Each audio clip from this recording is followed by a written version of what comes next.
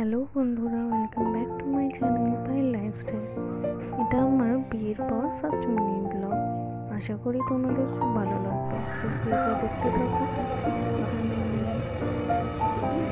ঘুরতে গিয়েছিলাম একটা মন্দির, ডাহাপাড়া ধাম জগৎবন্ধু মন্দির।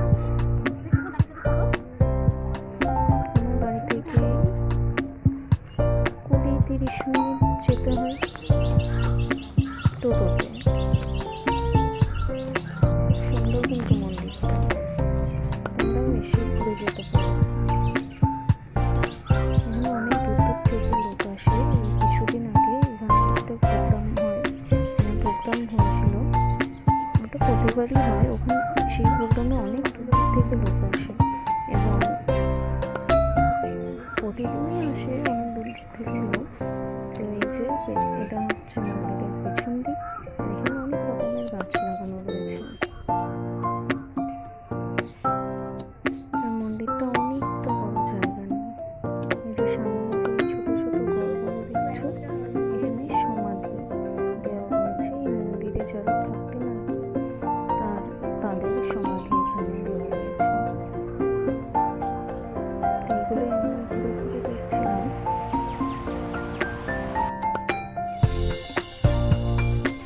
জায়গাটা এত সুন্দর, আর এখানে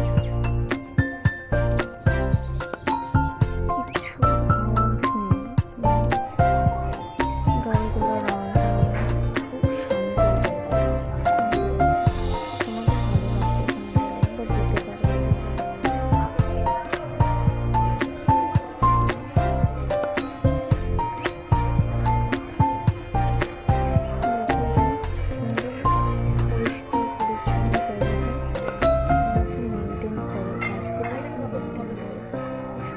ফুলের গাছও কিন্তু রয়েছে এখানে।